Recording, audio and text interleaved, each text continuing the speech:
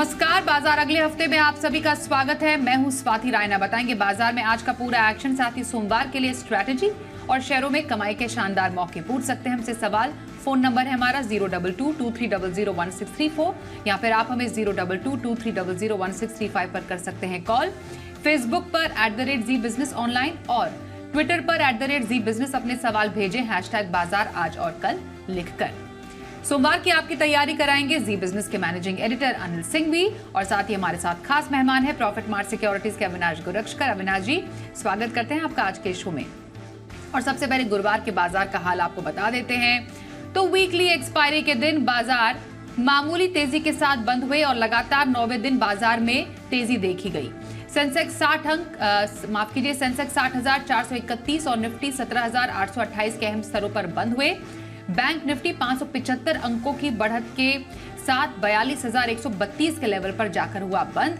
और बाजार की इस तेजी में बैंकिंग शेयर सबसे आगे रहे, जबकि आईटी स्टॉक्स में आज जोरदार बिकवाली देखने को मिली। और आइए एडिटर्स टेक में अनिल जी से समझते हैं कि बाजार को कहां से मिल रहा है दम, जिसके बूते इसमें लगातार 9वें दिन रही तेजी।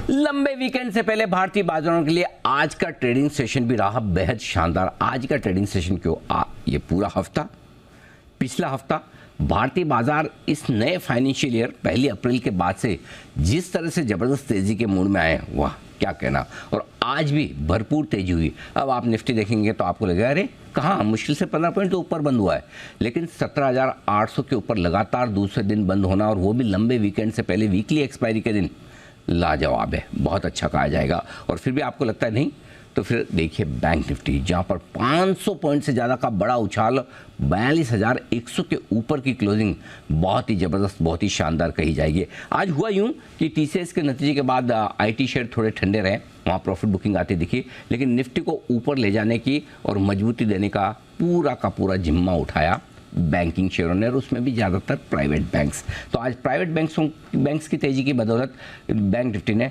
ज़बरदस्त एक्शन दिखाया और 42,000 के ऊपर की तकनीकी तौर पर बहुत मजबूत क्लोजिंग दी। आज की क्लोजिंग में 2-3 खास बातें हैं। एक तो ये कि आज वीकली क्लोजिंग, क्योंकि कल बाजार बंद है, सैटरडे संडे, तो बड़ी बात है। लगातार 90 दिन हरे निशान में बंद होना, हायर हाइज हायर लोज बनाकर बंद होना, बड़ी बात है। इसके अलावा सपोर्ट जो आ रहा है, ग्लोबल मार्केट स्टेबल है, एफआईएस की दमदार खरीदारी है, तकनीकी तौर पर मजबूत बाजार है। आज जो बड़ा सहारा मिला, भले टीसीएस के नतीजे दमदार ना हो, लेकिन इकोनॉमिक डेटा जो हमारा है, हमारे खुद की महंगाई के और इंडस्ट्रियल प्रोडक्शन के जो डेटा आए थे, उन्होंने बाजारों में जोश भरा, और इन सब के दम पर भारतीय बाजार ऊपर जाकर बंद होने में कामयाब रहे। तो बहुत ही अच्छा मोमेंटम है, लगातार 9 दिन पॉजिटिव क्लोजिंग, और बैंक निफ्टी 10 में से 9 दिन लगातार ऊपर बंद हो, इनफैक्ट 11 में से 10 दिन लगातार ऊपर बंद होता हुआ दिखा है, सिर्फ एक दिन नेगेटिव रही। तो ओवरऑल बड़े मजबूत ट्रेंड में सीक्वेंड को भूलते हुए, दरकिनार करते हुए भारतीय बाजारों में दिन के ऊपरी स्तरों पर जाकर शानदार क्लोजिंग। आइए अब सीधे हमारे खास मेहमान के पास चलते हैं, अविनाश गुरक्षकर। अविनाश जी, लगातार 9 दिन से बाजार में तेजी का रुख कायम है, रिजल्ट सीजन भी ऑन है, कुछ अच्छे, कुछ खास नतीजे नहीं भी हमने देखे हैं अब तक। समझना चाहेंगे कैसा बाजार का अब आपको मूड और माहौल नजर आने वाला है आने वाले टाइम के लिए। देखिए स्वाति, मुझे लग रहा है कि अब पिछले 8-10 दिनों में जो मार्केट में उछाल आ गया है, उसका ज़्यादातर कोरिलेशन आपको डॉलर इंडेक्स से लेना चाहिए। डॉलर इंडेक्स लगातार नीचे आ रहा है और डॉलर वीक हो रहा है, और उस कारण से एफआई की जो खरीदारी है वो पिछले 8-9 दिनों में वापस पॉजिटिव हो चुकी है। तो डॉलर इंडेक्स जब तक वीक रहता है, डॉलर वीक रहता है, मुझे लग रहा है कि मार्केट्स में ये जो तेज़ी का माहौल है, एफआई का फ्लोज का सिलसिला है, वो चलता रहेगा और मार्केट्स नई ऊंचाई को छू करेगी।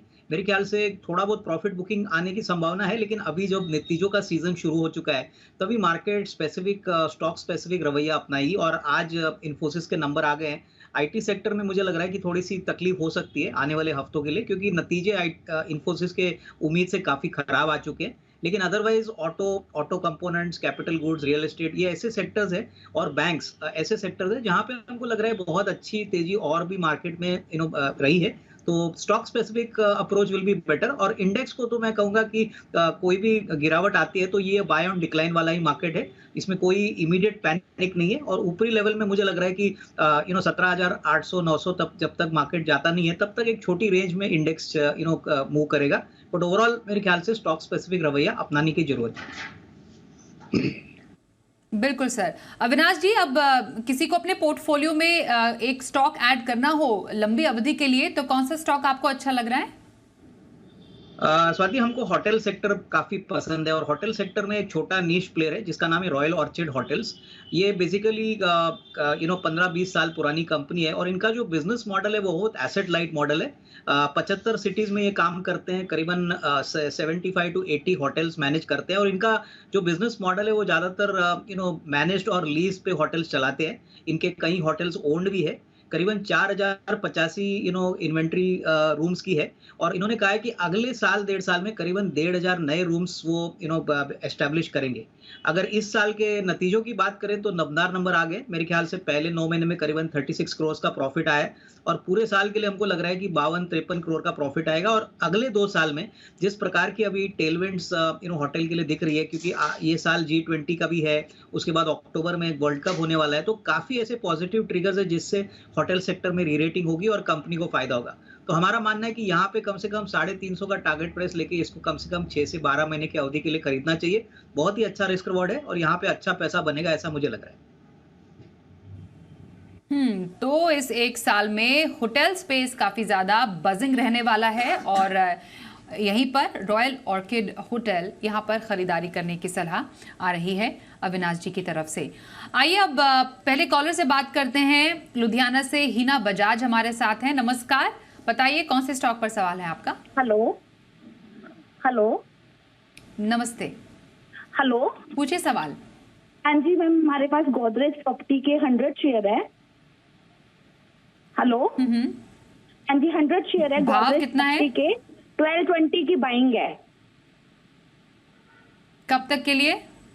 मैम हमने तो 1 मंथ हुआ है, 1 मंथ हुआ है बाइंग की है। 1220 की बाइंग है, तो मैम होल्ड करें या सेल करें? ओके, अभी तो आपको मुनाफा हो रहा है, आपके हाँ जी, खरीद से तो ऊपर ही स्टॉक है अभी। हाँ, 6,000 के मुनाफे के साथ गोदरेज प्रॉपर्टीज। बताइए अविनाश जी, क्या रखे स्ट्रैटेजी अभी? नहीं, देखिए इन्होंने काफी अच्छे एंट्री लेवल पे गोदरेज प्रॉपर्टी का शेयर खरीदा है। मैं इनको यही कहूंगा कि देखिए 1 महीने का रिटर्न तो काफी अच्छा है क्योंकि रियल एस्टेट मार्केट वापस बजिंग है। इनफैक्ट आरबीआई ने जो इंटरेस्ट रेट्स का पॉज लिया है इसका भी फायदा रियल एस्टेट कंपनीज को मिलेगा। बट मेरे ख्याल से अगर इनका नजरिया 6 से 12 महीना है तो मुझे लग रहा है कि 1400-1450 का भी टारगेट प्राइस इनको मिलेगा। तो अभी निवेशित रहिए, अभी जल्दबाजी में बेचने की कोशिश मत करिए और यहाँ पे होल्ड करने की राय। होल्ड करें गोदरेज प्रॉपर्टीज में, आपके लिए थोड़ी होराइजन को अपने नजरिए को थोड़ा बढ़ाएं और बने रहें। अहमदाबाद से मनीष पारिक हमारे साथ है। नमस्कार, बताइए कौन सा स्टॉक है आपके पास? हाँ, मेरे पास बेल के शेयर है 3000 और मैंने 73 रुपीज और 50 पैसे में परचेज किए हैं। अप्रोक्स 1.5 साल हो गया, तो अभी मैं होल्ड करूं या निकल जाऊं उसमें से? ओके, 1.5 साल से ऑलरेडी भेल इनके पास है, 3600 का नुकसान अभी झेल रहे हैं। सर, क्या लग रहा है स्टॉक में अभी बने रहना सही रहेगा इनके लिए? नहीं, बिल्कुल। देखिए बीएचईएल की अगर हम बात करें स्वाति, तो अभी हाल ही में इनको एक बहुत बड़ा ऑर्डर टिटागर वैगन्स के साथ वंदे मातरम के ट्रेन्स के लिए मिला है। प्लस पावर सेक्टर में जिस प्रकार की इनकी ऑर्डर बुक है, मुझे लग रहा है कि देखिए काफ़ी समय के बाद कंपनी ने अपना वर्किंग कैपिटल इंप्रूव किया है, अपनी एग्जीक्यूशन की स्पीड बढ़ाई है। तो मेरे ख्याल से पीएसयू स्पेस में बीएचईएल काफ़ी सस्ता कैपिटल गुड स्टॉक है। नजरिया अगर आपका कम से कम 12 से 15 महीना है तो होल्ड करिए। मुझे लग रहा है कि डेफिनेटली इसमें री रेटिंग अच्छी आएगी। मार्च के क्वार्टर के नंबर भी अच्छे आने की उम्मीद है। और FY24 की बात करें तो मुझे लग रहा है कि पिछले साल के हिसाब से ऑर्डर बुक और एग्जीक्यूशन अगर ठीक ठाक रहता है तो यहाँ पे कम से कम 120-125 का एक टारगेट प्राइस आपको कंफर्टेबली मिलना चाहिए। तो यहाँ पे होल्ड करें, यही रहे। होल्ड करें बीएचईएल, आपके लिए राय आ रही है अविनाश जी की तरफ से। व्हाट्सएप पर सवाल आ रहा है दिल्ली से सौरभ अग्रवाल जी का। अपोलो हॉस्पिटल इनके पास है, 50 शेयर है, 4200 की खरीद है इनकी। अपोलो हॉस्पिटल्स पे राय जानना चाह रहे हैं कि फिलहाल इन्हें स्ट्रैटेजी क्या रखनी चाहिए। सर, हॉस्पिटल स्पेस का ये शेयर जिसमें इन्हें मुनाफा भी अच्छा है, क्या स्ट्रैटेजी रखने की सलाह देंगे? क्या फंडामेंटल्स नजर आ रहे हैं आपको इसमें? देखिए, हॉस्पिटल का सेक्टर काफ़ी अच्छा चल रहा है और अभी तो वापस कोविड के केसेस शुरू हो चुके हैं, तो फार्मा कंपनीज़ और जो भी एंसिलरी कंपनियाँ हैं, जो फार्मास्यूटिकल सेक्टर को कैटर करते हैं, जैसे हॉस्पिटल सेक्टर, वहाँ पे हम तेज़ी देख रहे हैं। मुझे लग रहा है कि देखिए, कोर बिज़नेस जो इनका है, जो बेसिकली स्पेशलिटी और दूसरे जो वर्टिकल्स में ये काम करते हैं, वहाँ पे तो बिज़नेस ग्रोथ बहुत ही बढ़िया है। मेरे ख्याल से अगर इनका नज़रिया 6 से 8 महीने भी है, तो इनको एक अच्छी प्राइस और मिलेगी। मेरे ख्याल से और एक 10-15% की अपमूव पॉसिबल है, क्योंकि हॉस्पिटल स्पेस में काफ़ी हद तक जो नए प्लेयर्स हैं वो अभी लिमिटेड हो चुके हैं और जो एग्जिस्टिंग प्लेयर्स हैं जैसे कि अपोलो हॉस्पिटल, वो तो मार्केट लीडर है। तो यहाँ पे होल्ड करें, थोड़ा-सा और अपसाइड बाकी है, तो उसके लिए मैं समझता हूँ कि करंट प्राइस पे ना बेचें, थोड़ा-सा इंतज़ार करें और होल्ड करें। ओके, तो हॉस्पिटल स्पेस काफ़ी पॉजिटिव लग रहा है अविनाश जी को, और ख़ासतौर पर अपोलो हॉस्पिटल में बने रहने की सलाह आपके लिए। अगला सवाल व्हाट्सएप पर ही हमारे पास आ रहा है इस वक्त कोटा से कैलाश शर्मा जी का। अल कार्गो लॉजिस्टिक्स इनके पास है, 200 शेयर है, 350 की खरीद इनकी है अल कार्गो पे। जानना चाह रहे हैं कि फिलहाल स्टॉक में इनकी स्ट्रैटेजी होनी क्या चाहिए। कुछ नुकसान जरूर झेल रहे हैं, पर भरपाई आने वाले टाइम में कर पाएंगे इसमें? नहीं, बिल्कुल देखिए, ऑल कार्गो लॉजिस्टिक का दिसंबर क्वार्टर थोड़ा-सा नरम था, लेकिन मैनेजमेंट ने क्लियरली कहा था तभी कि चौथी तिमाही में वो वापस बिज़नेस को रिकवर करते हुए देखेंगे। और सबसे बड़ी बात देखिए, ऑल कार्गो का जो बिज़नेस मॉडल है वो काफ़ी वेल डाइवर्सिफाइड है, नॉट ओनली इंडिया लेकिन ग्लोबल मार्केट्स में भी ये काफ़ी बड़े लॉजिस्टिक प्लेयर है। और यहाँ पे एक कॉर्पोरेट एक्शन भी होने वाला है, यहाँ पे एक डीमर्जर होने वाला है। इनकी जो रियल एस्टेट की बिज़नेस है, प्लस दूसरी एक जो रियल एस्टेट के एसेट्स है, वहाँ पे एक डीमर्जर होने के कारण शेयर होल्डर्स को अलग-अलग 2 कंपनीज में मुफ्त में शेयर्स मिलेंगे। तो वैल्यू अनलॉकिंग के लिए अभी जगह बन रही है। प्लान तो एनसीएलटी ने अप्रूव कर दिया है। मेरे ख्याल से ये सब शेयर होल्डर को वेट करना चाहिए इसका बेनिफिट मिलने के लिए। और ऑब्वियसली साल भर का अगर कोई नजरिया रखता है तो यहाँ पे एक अच्छी खासी अपसाइड करंट प्राइस से मिल सकती है। ओके, तो ऑल कार्गो लॉजिस्टिक्स अच्छा लग रहा है अविनाश जी को, बने रहें, आपके लिए राय आ रही है हमारे एक्सपर्ट की तरफ से। व्हाट्सएप पर ही नोएडा से विजय जी भी सवाल पूछ रहे हैं। रोजरी बायोटेक पर इनका सवाल है, 100 शेयर है, 786 की खरीद है इनकी। सर, इस स्टॉक में आपको क्या आगे आने वाले टाइम में नजर आ रही है संभावनाएं? 11,000 का नुकसान इन्हें है और खरीद भी काफी ऊंची है। देखिए, पहली बात तो इन्होंने थोड़ी ऊपरी लेवल पे ये शेयर खरीदा है, लेकिन बिजनेस कंपनी का बहुत स्ट्रांग है। इनफैक्ट एक स्पेशलिटी केमिकल कंपनी है जो ज़्यादातर फार्मा और एग्रो और दूसरे रिलेटेड सेक्टर्स को अपने प्रोडक्ट सप्लाई करती है। कंपनी की ऑर्डर बुक भी अच्छी है। मेरे ख्याल से कंपनी के फंडामेंटल्स नहीं, बट मार्केट के वोलेटिलिटी में शेयर की थोड़ी सी पिटाई हो चुकी है। नज़रिया थोड़ा सा लंबा रखिए और यहाँ पे हो सके तो थोड़ा सा एवरेज भी ये करंट प्राइस पे कर सकते हैं, बट नज़रिया 12 से 15 महीने का रखना जरूरी है।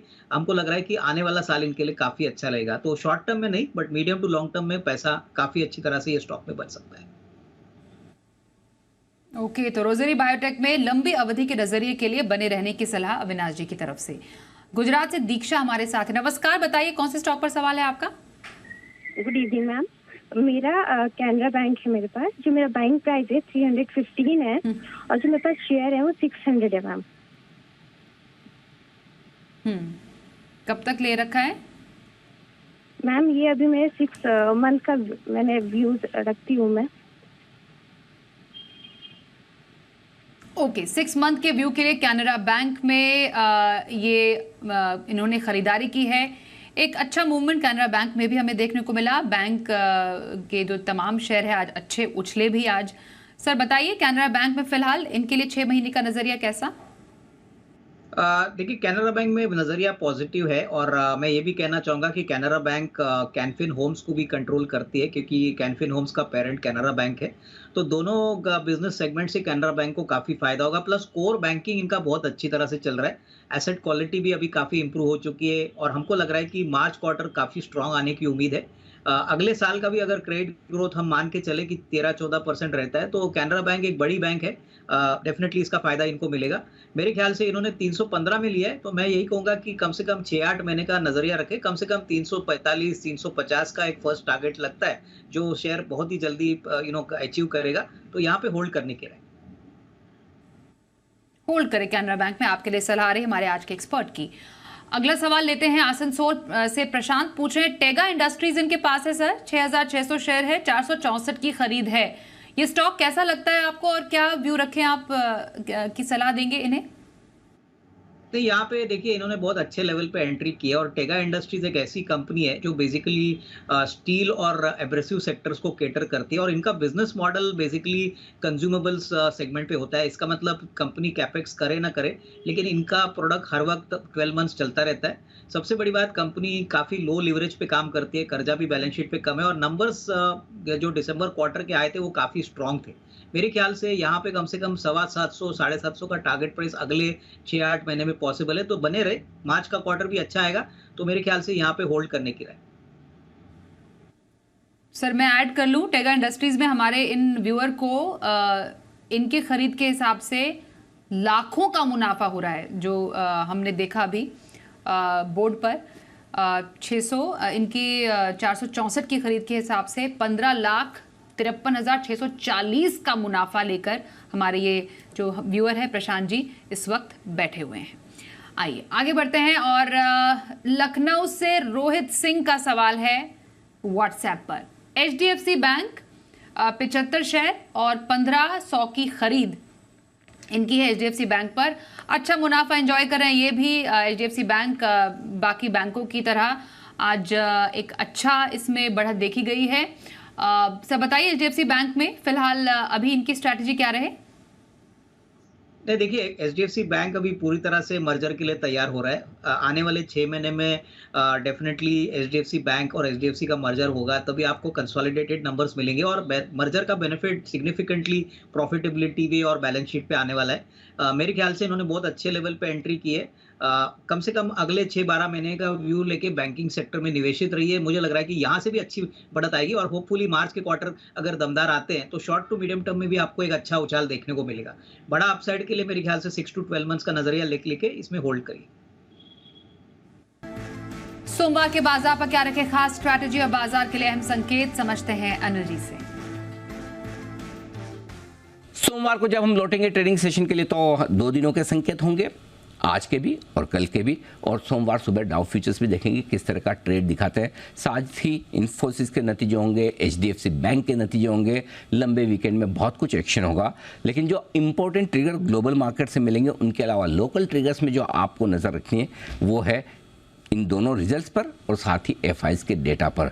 नो डाउट आज वीकली एक्सपायरी के दिन अच्छी शॉर्ट कवरिंग और शानदार क्लोजिंग बाजारों को मिली है और इस लिहाज से सपोर्ट रेंज बाजारों के लिए ऊपर की तरफ शिफ्ट होती दिख रही है। 17,650 17,725 निफ्टी के लिए ये मजबूत सपोर्ट का काम करेगा और ऊपरी स्तरों पर 17,925 से 18,000 तक जाने की कोशिश सोमवार को निफ्टी की हो सकती है। बैंक निफ्टी चूंकि 42,000 के ऊपर अच्छी मजबूती के साथ बंद हुआ है, जो बैंक निफ्टी के लिए अब सपोर्ट रेंज है जो आपके लिए सोमवार को काम आएगी वो है 41,600 से 41,800 की रेंज। ये मजबूत सपोर्ट का काम करेगा और 42,375 से 42,500 तक जाने की कोशिश बैंक निफ्टी की भी हो सकती है। तो मोमेंटम बड़ा स्ट्रॉन्ग है। रिस्क सिर्फ यही कि ग्लोबल मार्केट से कहीं कोई 2-3 दिनों में खराब खबर ना आ जाए या फिर थोड़े ओवरबॉट मार्केट हैं। देखते हैं वीकली एक्सपायरी के बाद अगर पोजीशन हल्की हो गई तो सोमवार को फिर बाजार या तो सीधे ही या थोड़ा सा हल्का फुल्का करेक्शन देकर तेजी के लिए हो जाएंगे तैयार। और सोमवार के बाजार पर ऑप्शन स्ट्रैटेजी के लिए इस वक्त हमारे साथ है चॉइस ब्रोकिंग के सुमित बगड़िया। सुमित जी स्वागत करते हैं। सोमवार के बाजार में आपको ऑप्शन के मौके कहां नजर आ रहे हैं? नमस्कार स्वाति, गुड इवनिंग। देखिए सोमवार के लिए मेरे पास 2 स्ट्रेटेजी है, दोनों स्ट्रेटेजी तेजी करने की है। पहला स्टॉक है अदानी पोर्ट। अदानी पोर्ट में 660 वाला कॉल 18 रुपए के आसपास लेने का सलाह रहेगा। स्टॉप लॉस लगाना है 14 रुपए का और ऊपर में टारगेट बनेगा 22 रुपए से लेके 25 रुपए तक का। अदानी पोर्ट के अंदर मोमेंटम देखने को मिलना चाहिए, इसके लिए 660 का कॉल लेने का सलाह दिया है। दूसरा जो स्टॉक है वो है बैंकिंग स्टॉक। आज पूरे दिन बैंकिंग स्टॉक में अफरा तफरी और एक बड़ा मूव ऊपर की तरफ देखने को मिला और एक अच्छी तेजी देखने को मिली है। तो PNB यहाँ पे मुझे चार्ट के ऊपर अच्छा लगता है। PNB का 48 वाला कॉल 1 रुपए 20 पैसे के आसपास लेने का सलाह रहेगा। 70 पैसे का इसके अंदर नीचे में स्टॉप लॉस लगाना है और ऊपर में टारगेट 2 रुपए से लेके 2.5 रुपए तक के PNB के 48 के कॉल के अंदर देखने को मिल सकते हैं। PSU बैंकिंग स्टॉक्स और PNB में यहाँ से ऊपर का मूव देखने को मिलना चाहिए, इसके लिए दूसरा स्टॉक दिया है। ये 2 स्टॉक मेरी तरफ से सोमवार के लिए। धन्यवाद करेंगे सुमित जी आपकी स्ट्रैटेजी के लिए सोमवार के लिए। और अविनाश जी हफ्ते भर का नजरिया, पोजिशनल व्यू, कौन से स्टॉक में रखने की सलाह रहेगी आपकी? स्वाति, जो 8 से 10 दिन का पोजिशनल व्यू स्टॉक है वो आईटीसी है। मुझे लग रहा है कि आज के बाजार में भी अच्छा परफॉर्मेंस स्टॉक ने दिया है। मुझे लग रहा है कि आईटीसी अगर कोई खरीदता है तो 8 से 10 दिन में करीबन 408 410 का आपको टारगेट प्राइस मिल सकता है। यहाँ पे 390 का एक स्टॉप लॉस रखिए। नतीजे अच्छे आने वाले, ये एक नियर टर्म का ट्रिगर रहेगा। प्लस आने वाले साल में हमको लग रहा है कि FY24 में अच्छी खासी परफॉर्मेंस कंपनी दिखाने की पोटेंशियल रखता है। तो ये मेरी तरफ से पोजिशनल कॉल, इसमें जरूर इस लेवल से अच्छा रिस्क रिवॉर्ड बनता है। ओके, तो पोजिशनल ट्रेड आईटीसी में रखने की सलाह आ रही है अविनाश जी की तरफ से। धन्यवाद करेंगे सर, आप हमारे साथ आज के कार्यक्रम में शामिल हुए। बाजार अगले हफ्ते में बस इतना ही, वक्त एक ब्रेक का हो गया है। बने रहिए हमारे साथ और देखते रहिए जी बिजनेस।